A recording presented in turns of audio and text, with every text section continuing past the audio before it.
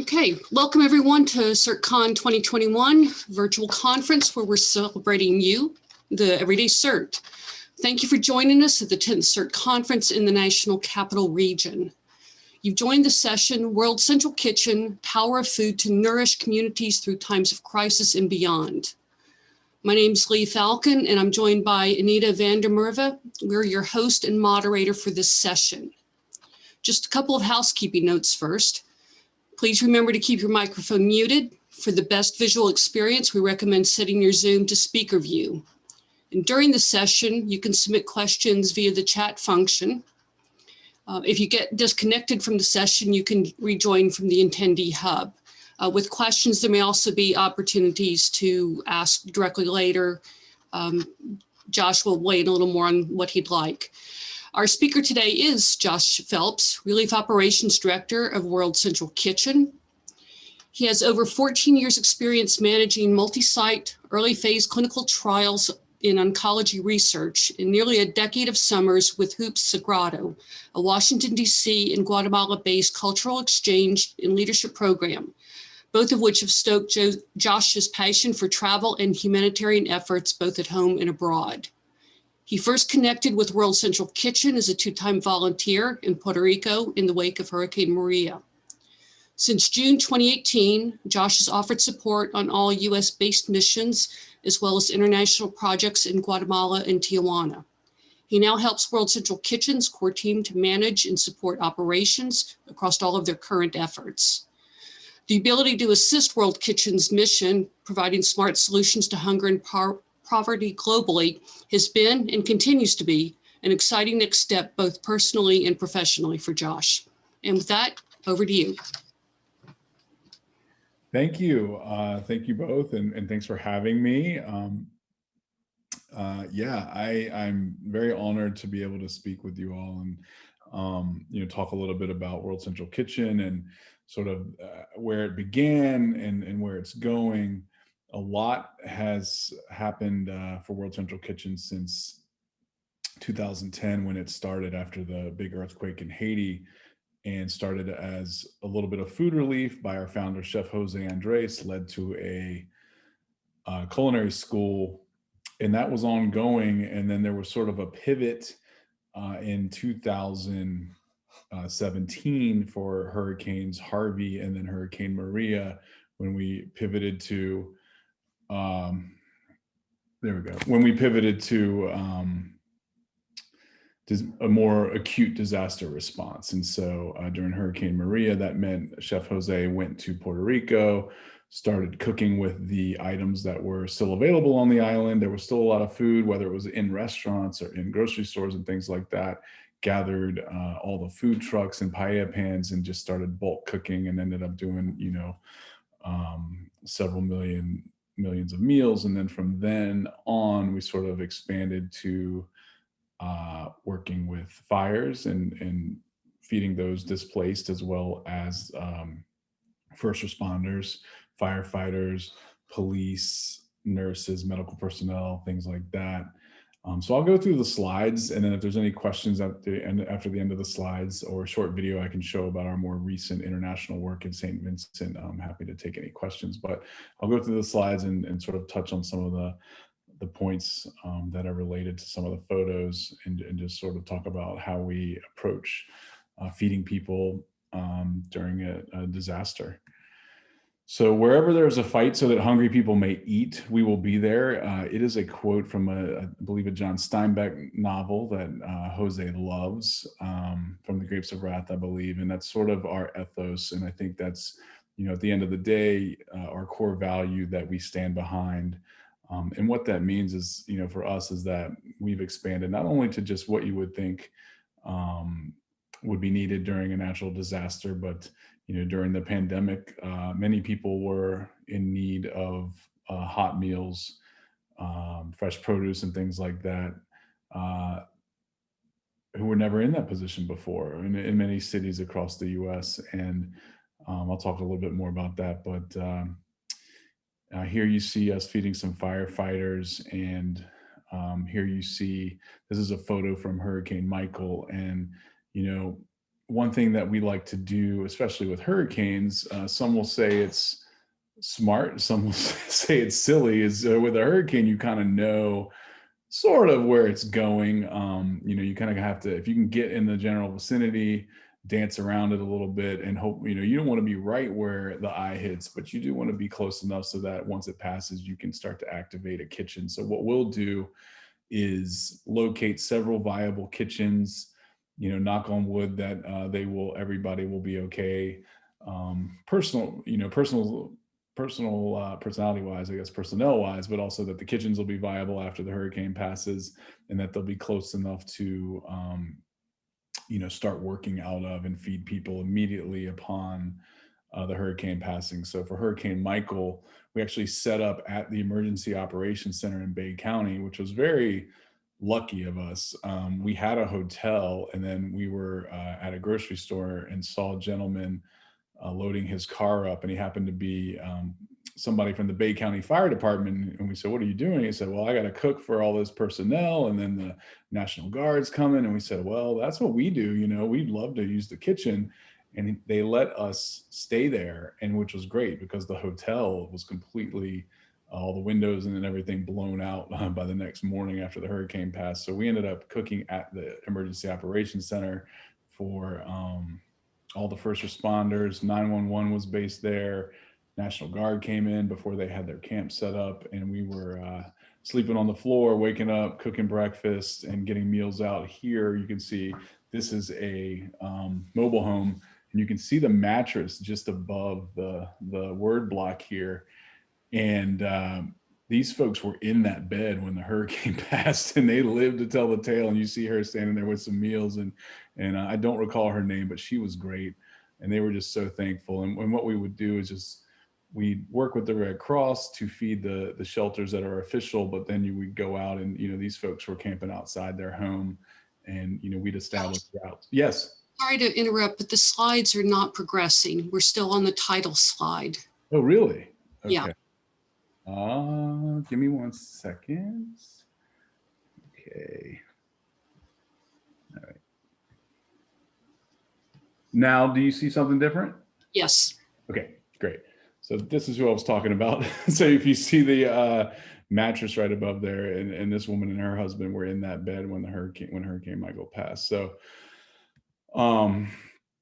here you see the campfire up in Paradise in Northern California, and it was the deadliest and most destructive fire in the history there. And we set up 2 kitchens. We were able to go up and also feed the first responders that they had kept fire hoses on some of the municipal buildings, the fire department, police station, and then most of these folks who went down to Chico were staying in shelters. And so we work with the Red Cross to feed shelters, both official and unofficial there. And, what we normally do is there we were using a catering kitchen. And once the, number of people who needed meals every day dropped from several thousand to several hundred, we were able to hand over that project to the local caterer who established a contract with the Red Cross. So that was really good.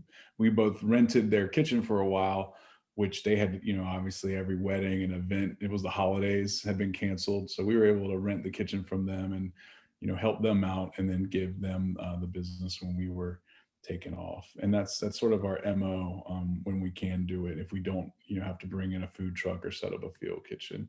Josh, regret not progressing again. All right. Sorry. I apologize.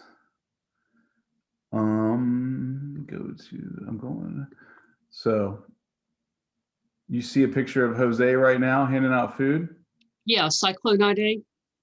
Yeah. And then did it just change? No. So that's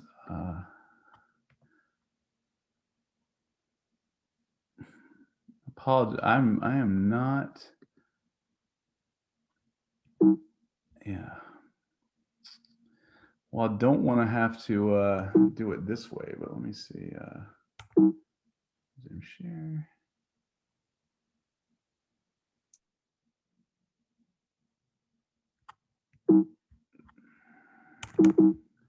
Well, now, Sorry, y'all. It was working before. Let me try and figure this out.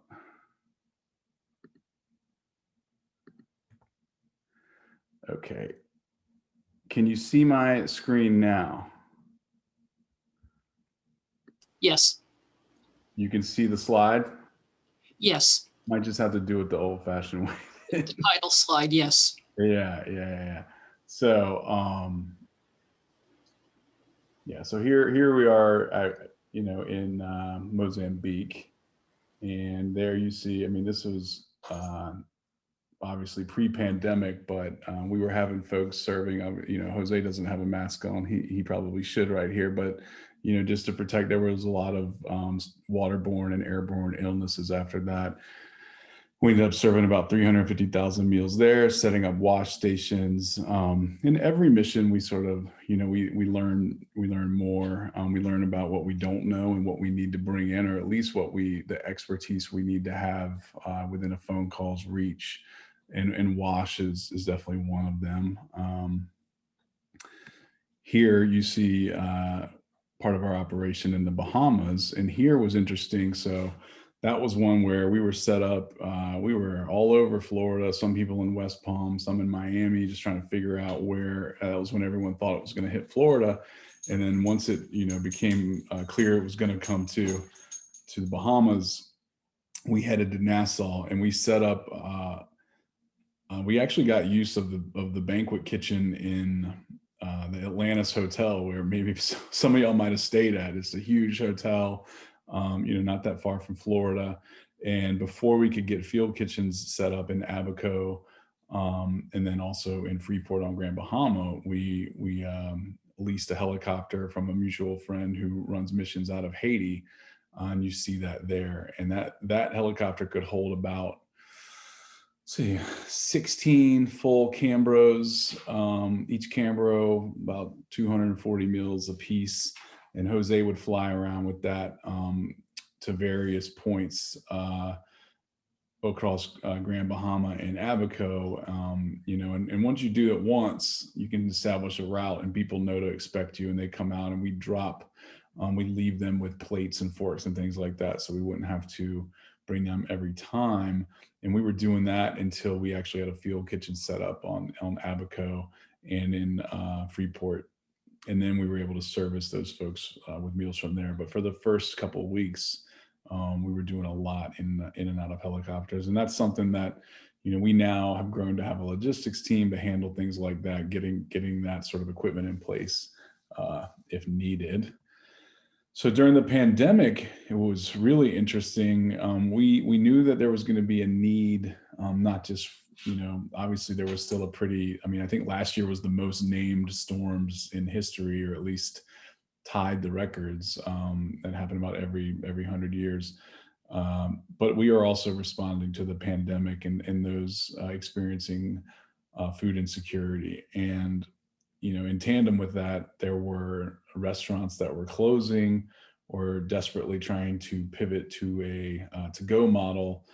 And we circled up at our office in Washington, D.C., and just started to think about how we could attack both of those issues. And I believe the first city we started in was in Little Rock, Arkansas, and then expanded, across the U.S. And what we started to do was we were raising funds and then using those funds to, in effect, purchase meals from restaurants, some which weren't even open to the public at this point, but were on our program. And we'd purchase restaurants at a price point that, we established as fair, and they could keep the lights on, pay some staff, and, keep that economic engine running. And then also, help the folks in their community. So, if they were doing deliveries on their own, we would also throw money in for that so they could pay somebody to be handling that. And, I think we ended up doing, close to, at this point, 50 million meals. I think the slides at the time of this PowerPoint, it was 36, but I think we got up to about 50 and put about 150 million back into the restaurant economy all around the U.S. And here are some of the cities that we worked in, but this is, that we worked with across, I believe, a couple hundred and thousands of restaurants. And is still ongoing in a few places, but for the most part has wound down. But it was about, a 16-month endeavor. Here you see some folks delivering meals in New York.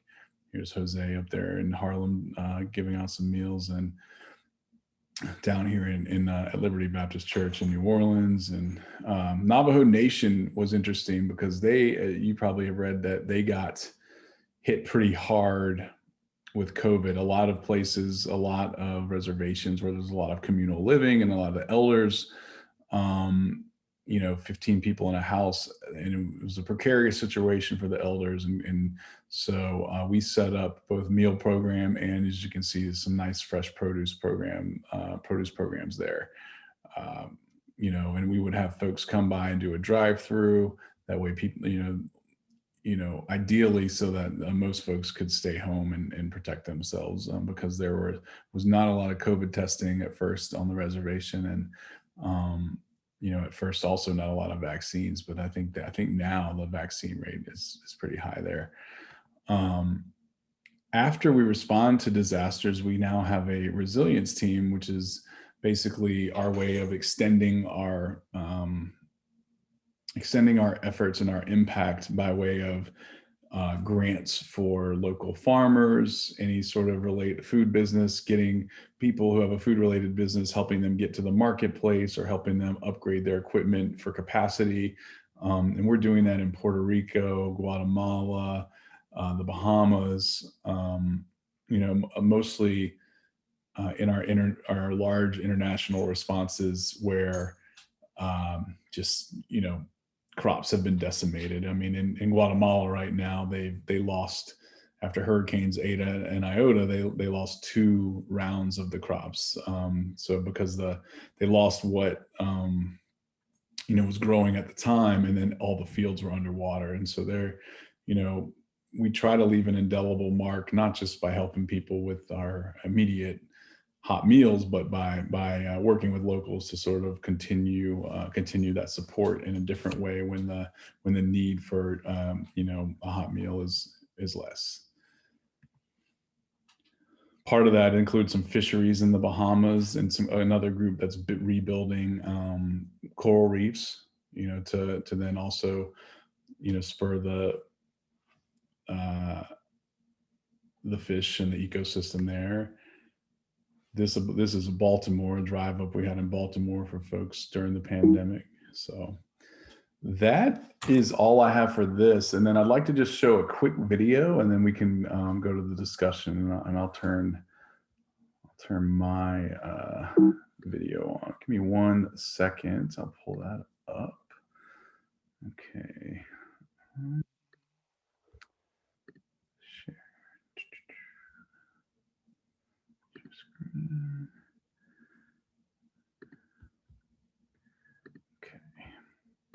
We had you could say 2 nights in one. The night when it get on bad, and the morning it was still dark until up to 1 o'clock. The water bus behind the neighbor house, lit up there, come on to the next one and come over and meet it. It's not easy, I could tell you that. It's real hard struggle. You want to cry, you want to reach out. So the day return start all over again. All of us in the red zones start all over again as we get.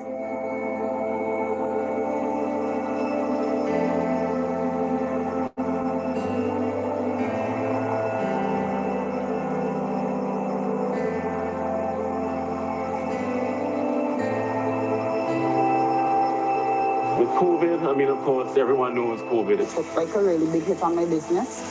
I had to stop selling in town because business was really, really slow. So we had to reduce days to keep everybody on board. Now we've compounded it with the volcanic eruption. But I feel that things will get better.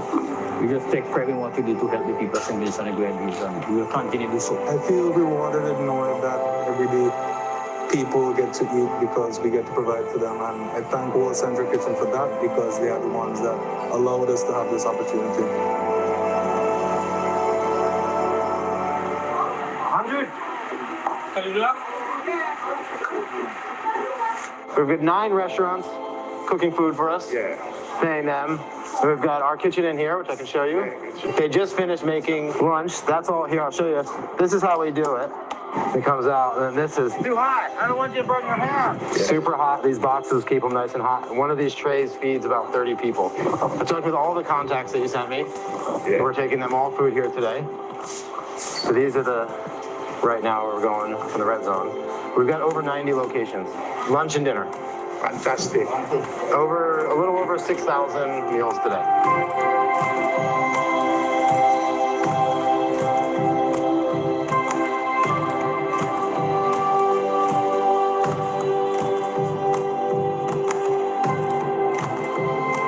The need decides what it is that we do, how many numbers we do. So, you know, we have the capacity to increase. We're doing over 6,000 now. We have the capacity to increase many more thousands if needed, but it's whatever the need is, we'll be there. Bless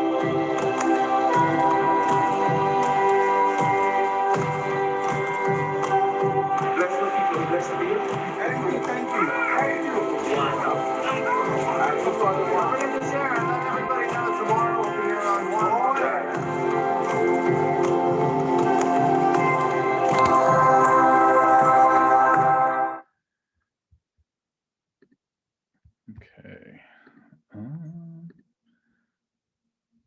All right, so that was in St. Vincent and the Grenadines. I actually just got back from there around April 9th. The La Soufriere volcano erupted, displaced about 20,000 people, many of whom went to shelters on the south side of the island. But you could not go into a shelter unless you were COVID tested or vaccinated, and a lot of these folks just didn't have access to either.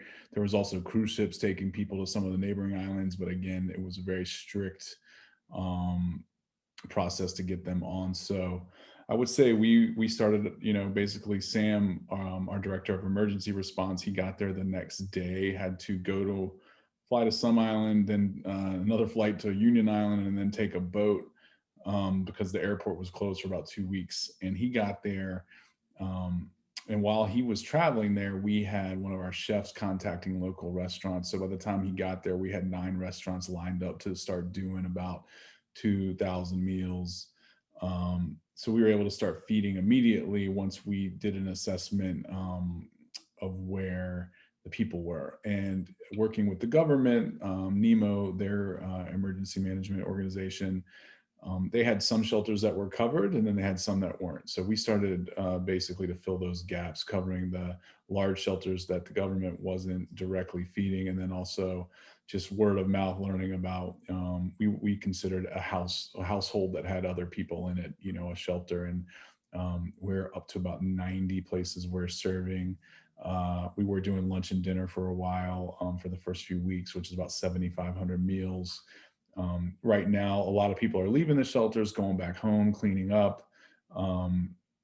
As the need for hot meals is lessening, other NGOs are there, like the World Food Program, setting up voucher programs and cash programs, which is great because they did harvest a lot of crops before the volcano erupted. So there is a lot of produce available to buy. The supply chains aren't broken.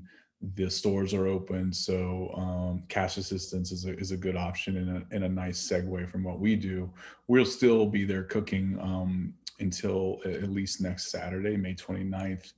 But you know, very similar to a domestic response, get on the ground, establish contact with the local emergency officials, or you know, the EOC or their version of that, and just you know, start to cook. And you know, once we let people know that we have meals or we have access to meals, you know, people aren't shy about, you know, telling us where the need is, and we just go from there. And then we ended up flying a couple chefs down, finding a kitchen that we are using as an old culinary institute that hasn't been used during the pandemic, and we were able to bring the students back to work with us, and they're learning to cook on these large paella pans like we use. Doing a lot of like braising of the proteins overnight, just learning the techniques of bulk cooking, and then also working with some of the local chefs who work for Carnival Cruise or some resorts who, you know, hopefully will be back to work soon, but aren't now. So we're able to offer them employment, and then we're able to hire a lot of the students to help cook and clean. And, you know, it's basically like starting up a small business every time, which is great for the local economy, great for us to work with locals. And you know, it's a cathartic experience for people to be able to step up and help their neighbor. And some of these folks also are displaced folks, and it gives them something to focus on when, you know, other than you know, maybe the loss of their material possessions, or worse, as they wait for the disaster to subside. And the volcano has pretty much stopped erupting now. The airport's been open for a couple weeks, so we're in our wind down phase, and then of course monitoring. You know, I already see just now there's a couple storms out in the Atlantic. So, yeah, I mean, you know, there's certain things that stay the same across all the missions, but there's always a learning curve. And I think one of the things that we try to remember is working with locals and establishing that contact with locals is something that's extremely important, so that we can, you know the lay of the land, where the need is, and you know, not just come in and we have the systems in place, but we need to work with locals to help us establish where we can do the most good. So that's all I have right now. I've been talking a lot. Has any questions? I love to chat.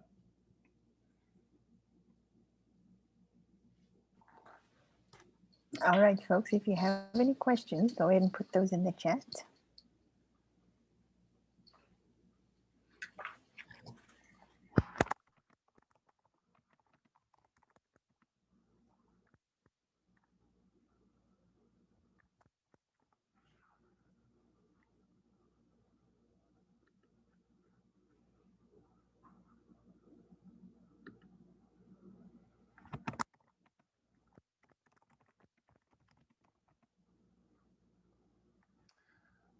Yeah, I see the resilience programs. Where do they occur?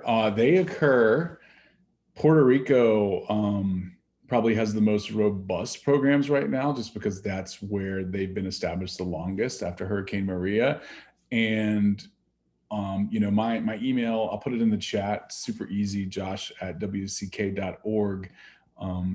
They, especially now, I mean, now that you know, hopefully COVID is subsiding a little bit in Puerto Rico and people are starting to travel. Puerto Rico is great. It's beautiful. If you're on the East Coast, it's not that far. You can go and, you know, you can go check out the farms, check out the marketplaces. We're doing a farmer's market every other Saturday in a food truck park in Santurce. But happy to connect you with the folks running the Food Producer Network. And, you know, be nice if you go visit the beaches or the mountains of Puerto Rico, you could take a day and visit the farms, and, you know, there's produce and goats and things like that. All sorts of the products are for sale. And the, you know, one thing they help is get folks get their product to the market. So happy to share a contact for that also.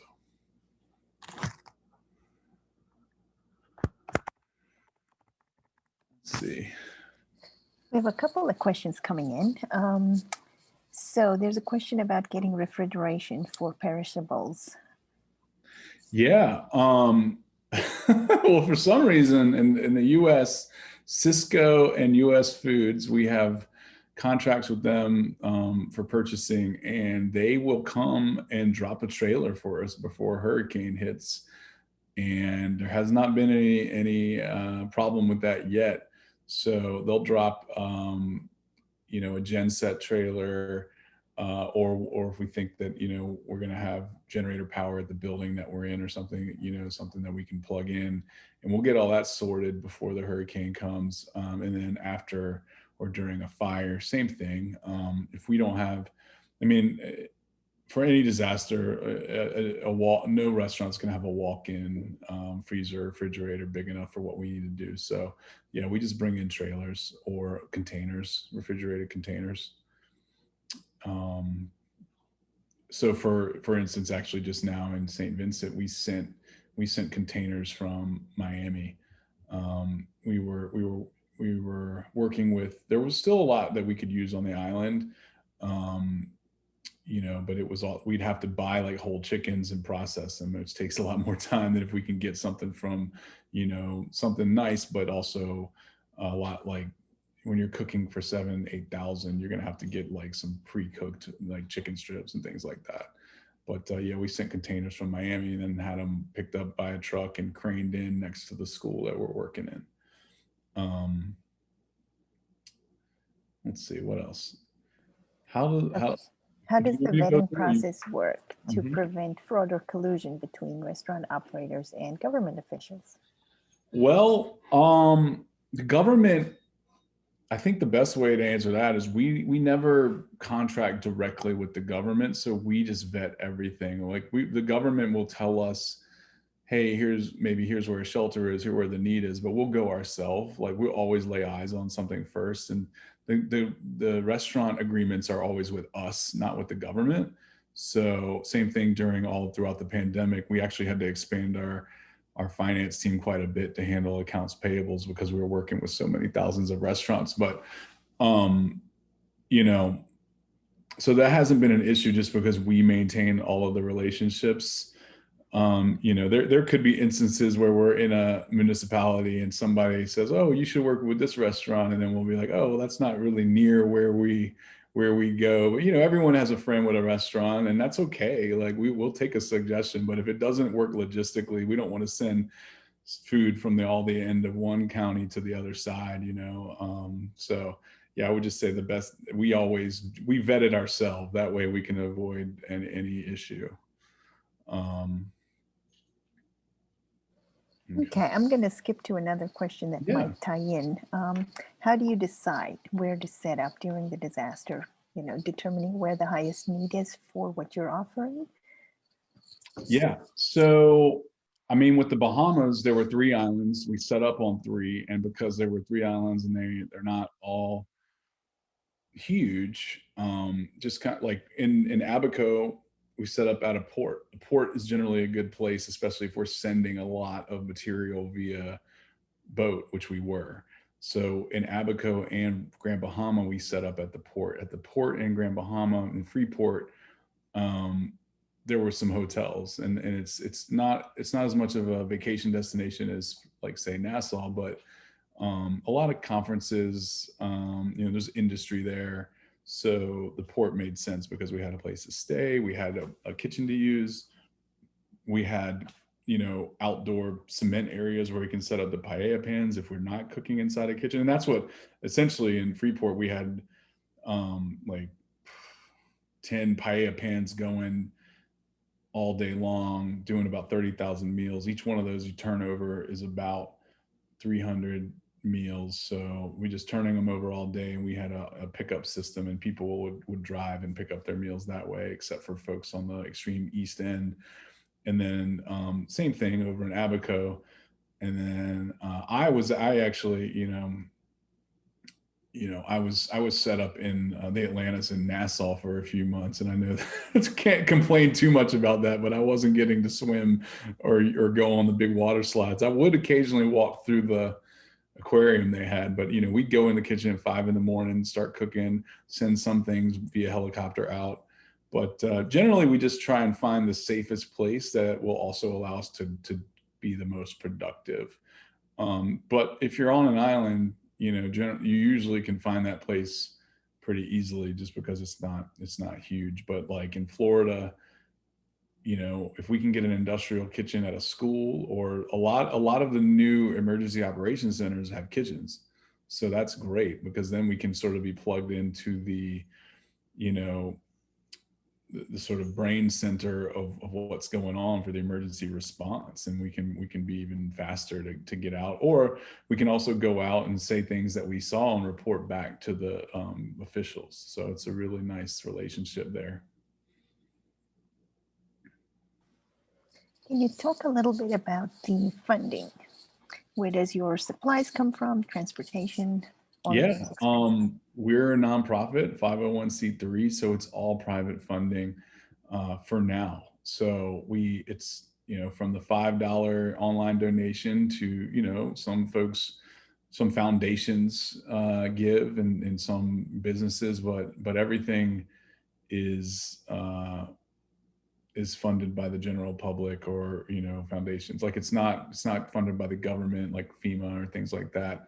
That is something that for longer term responses that we're looking into, because, you know, with that comes, I wouldn't say there's strings attached, but when we go on the ground and just start feeding what they call blanket feeding, we don't ask anyone's name or where they live or their phone number, especially not immediately after a disaster. You know, there's a lot of intense emotions, and a lot of, you know, people are just very, you know, they got a lot going on, and we're not trying to cause any more trouble. But, you know, FEMA, when they come in and start doing assessments, and if, you know, especially during the pandemic, since the pandemic was declared a disaster, we have been able to recoup some of the costs of some of our feeding just by doing some basic demographic reporting, usually no more than just like age and things like that. It hasn't been that stringent.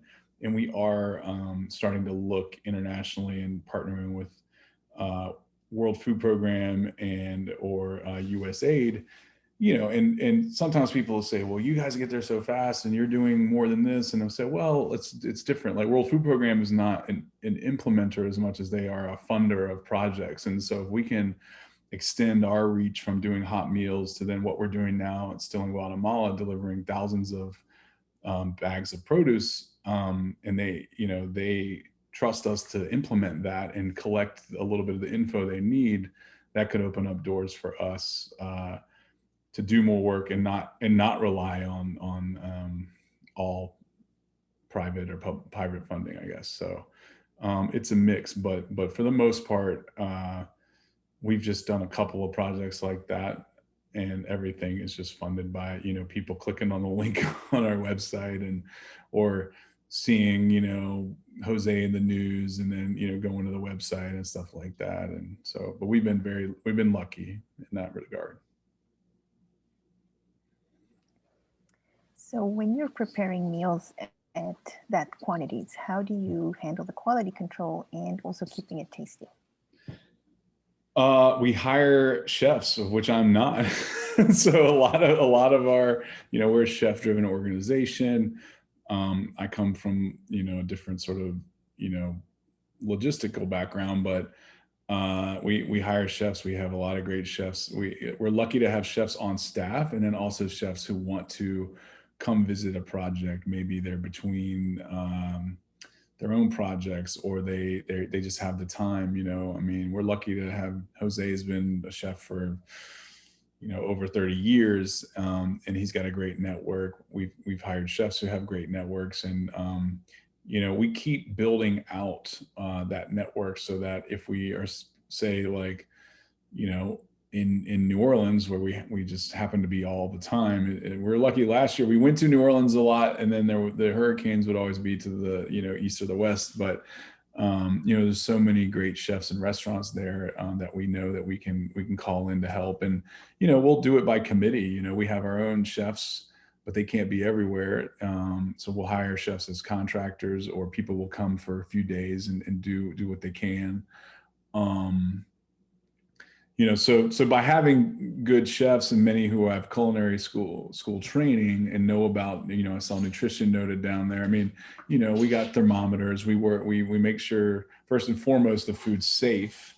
So we use these hot boxes called Cambros. They used to be real heavy and plastic. Now they have a like, I don't know, it's not styrofoam, but it's very akin to styrofoam. And if you put 6 trays in there that are extremely hot, they'll keep it hot it'll be hot the next day. You wouldn't serve it the next day. Like, I might eat it, but it'll be hot. And you know, we take the temperature. We'll write on, you know, a piece of tape the date, the time, the temperature, and then we'll do that when it comes out, and then we'll also do that when we serve it. And then, as far as the quality control, we just, at this point, we've got a lot of set recipes. So we'll have, like, if we're doing something where we know we can get food from one of our providers, whether that be Cisco, US Foods, or there's a new group we're working with, Performance. We have standing orders for like a 5,000 meal order of just recipes that we know, salads, and also that we know are tasty. And that can just be, you know, usually a lot of one pot type meals with like a starch, a protein and veg. But we also start to talk to the locals and try to buy local produce when we can. You know, we are cooking in St. Vincent using a ton of local produce, huge pumpkins and a root called dasheen that's like a taro root. So the chefs, that's one of the good things about working with locals. They'll tell you what they like. They'll also tell you what they don't like. So we learned that the way too.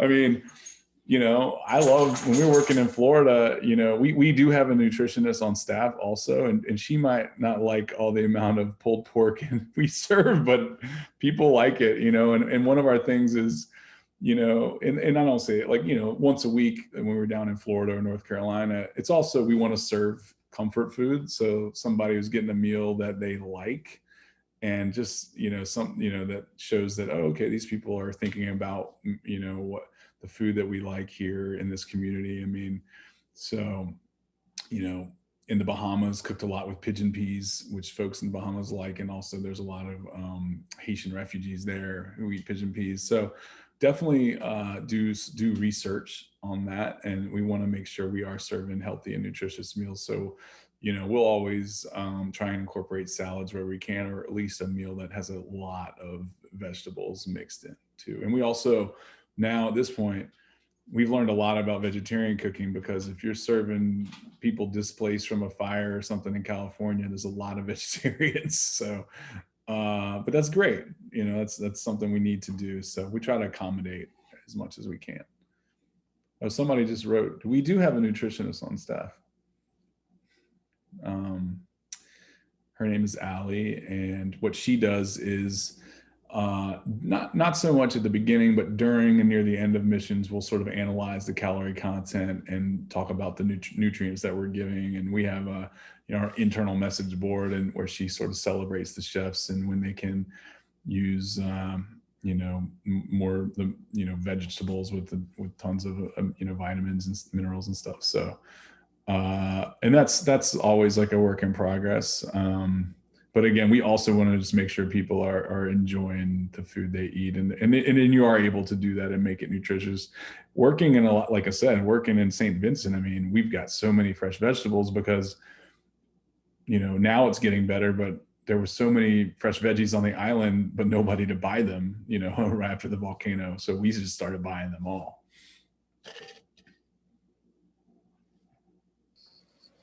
How about baby food? Is that something that you also provide? It's usually not, but there are other groups that will come in, like that focus on children, Save the Children, UNICEF, things like that. So while we focus on hot meals, one thing we do see a lot, luckily, is that baby food and water tend to start to be pretty plentiful.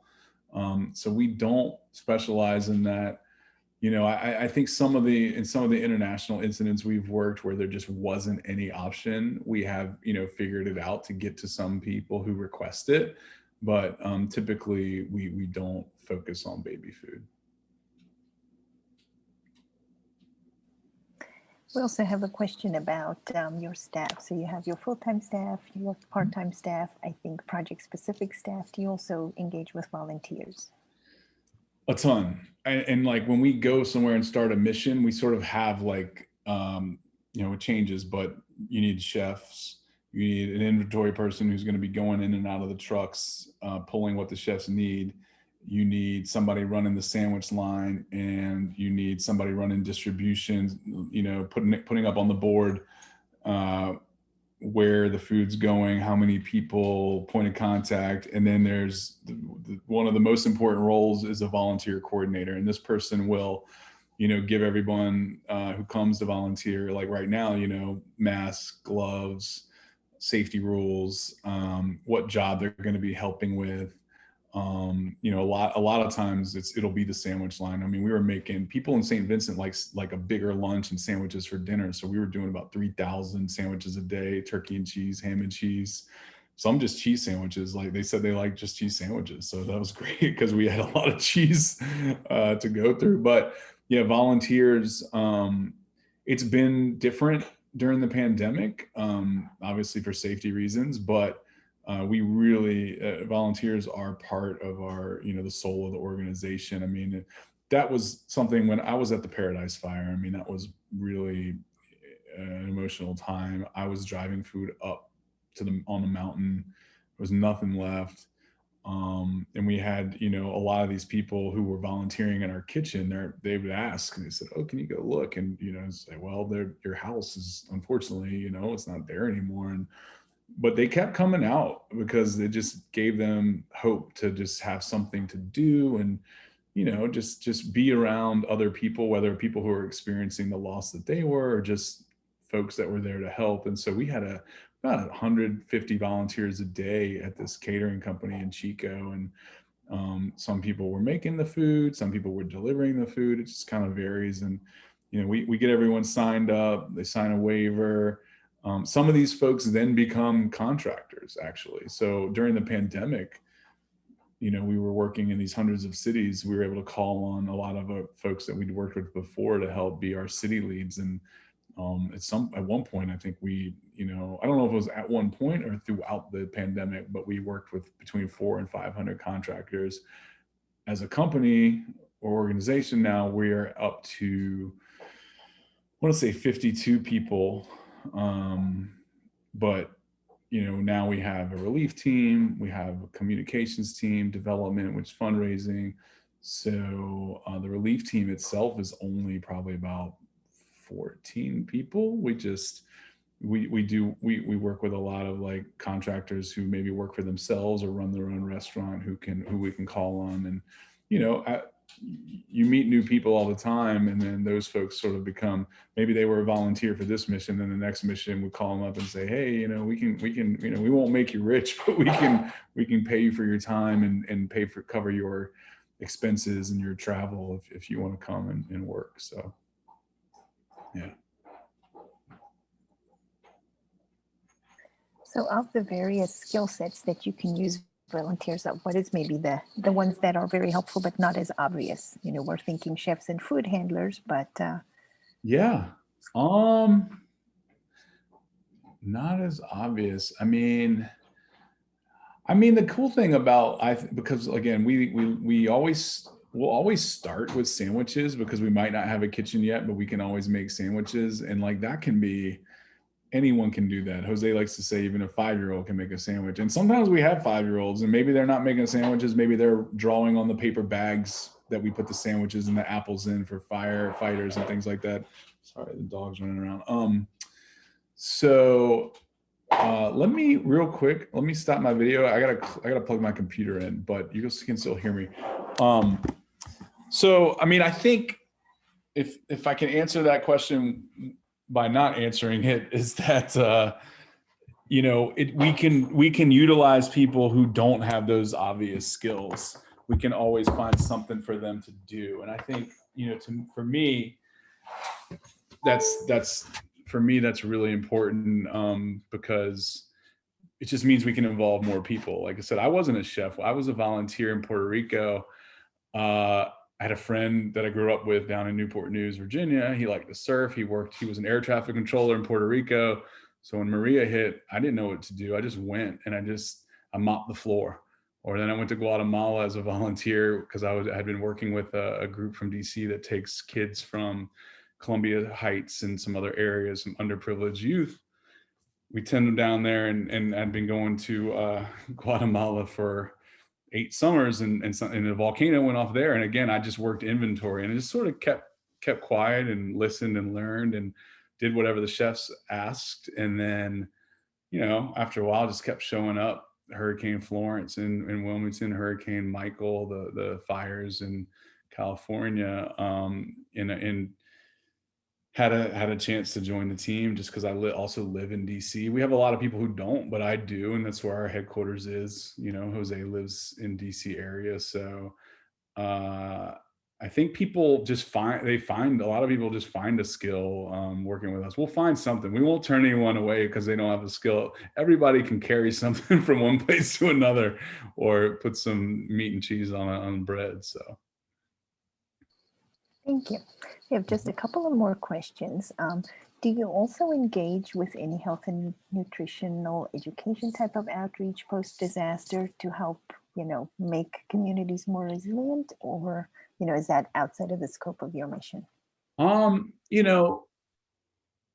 It's something that we're moving towards. I mean, we do have a nutritionist on staff, and she's been asked to come down and give presentations like that. A lot of things have been in the works and held up during the pandemic, but that is something that places where we have responded and sometimes for 2 or 3 months been giving people a lot of different food or nutritious food that maybe they didn't have access to, or maybe they did but didn't know how to make it, or things like that. So it's kind of a collaboration. Our chefs and our nutritionist, who has a little bit of chef background too, are working on things like that. I mean, and then just sort of a byproduct of a lot of our resilience programs are based on building back the farming sector, and fresh produce in effect are making that sort of fresh vegetables and things like that available in areas where maybe they weren't before. I mean, I forget the percentage, it was very high before Hurricane Maria hit. Puerto Rico was importing most of its food because a lot of the industry had went from farming to maybe coffee or Bacardi and things like that. Or like a lot of pharmaceutical companies were there, but the farming industry had sort of stalled. But now, after Maria, people decided that a lot of young people too decided to get into the farming world. And so in that way, yes, I wouldn't say there's formal programs too many yet. We do have programs called Sink to Stove, where we teach people about clean cooking, trying to use, not burn wood and use propane, and also, clean cooking techniques. So, I mean, there are those sorts of programs, and we are building more nutrition type programming all the time. That's the plan. Fascinating. There's a lot. It's never ending. Yeah. How does the World Central Kitchen decide which disasters to respond to? We, like everybody else, we just follow a lot of weather sites, emergency, like Twitter accounts and things, official city Twitter accounts and websites, and just that way. And then, I mean, a lot of times now, people to know who we are, they'll start messaging us when something's happened. I mean, right now we've been monitoring pretty closely in Lake Charles, where we were for a few months last year during Hurricane Laura and then Delta. I mean, between Laura and Delta, Lake Charles and the Lafayette area down Louisiana got hit pretty bad. And they're experiencing a pretty a rain event right now that's probably more rain than both those hurricanes. But there's been local flooding. There is maybe 100 people in shelters, but it's being handled regionally. Like with sheltering, the Red Cross will contact us once it becomes larger than a regional response, and we have sort of an MOU with them that we will come and help provide meals if there is a need. But they need to be asked by their regional Red Cross reps to then activate nationally, and then we will come in and constantly. Red Cross has a really good mapping system, Esri, that will note where the shelters are, both theirs and others. So just monitoring. We don't have. I've seen some amazing, in emergency operations centers, and some amazing like technology where people are constantly monitoring. It's very cool. We kind of do it on a smaller level with what's available, consumer or prosumer grade. But generally too, like I said, people will domestically, people will let us know. But we just follow along like everybody else for the most part. Thank you.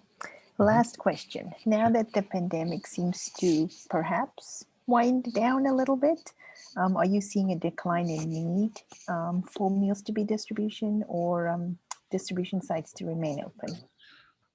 We are. One of the things that one of the gaps, I guess, we were filling during the pandemic, a lot of community-based organizations that maybe had a volunteer base that were high risk, where it had to shut down, or people weren't, getting the donations that they usually got whether in kind or monetary. So people who relied on these organizations still needed meals, and we were able, what those organizations had are the knowledge of where the people are, or a central location where they could bring people to get meals.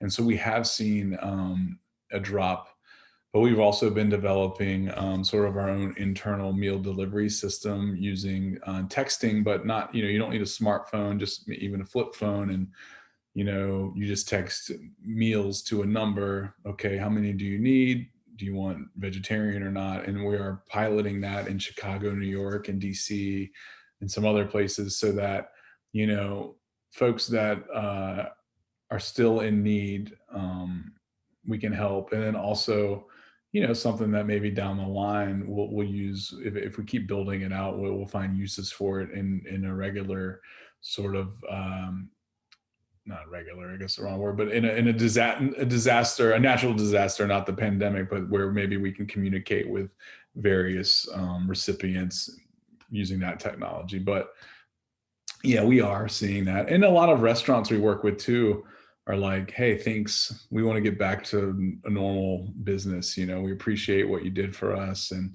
they want to get back to serving their regular customers and things like that. So we are starting to see it. I mean, that said, we're working with restaurants in India right now where they are not seeing a drop, and doing about, 20,000 meals across 10 cities a day, feeding mostly focusing on healthcare workers who are just working 24 hours a day. So, hopefully we'll continue to see the drop, because even though we did react to a lot of hurricanes last year during the pandemic, it will be easier to deploy resources more effectively if the pandemic is not going on at the same time. So, but hope that answers the question. It does. I'm going to turn it back over to Lee. Thank you, everybody, for your questions, and Josh for your answers. Thank you so much. Okay, I think that wraps it up. So again, Josh, thanks very much. Thank you very much. Have a great night.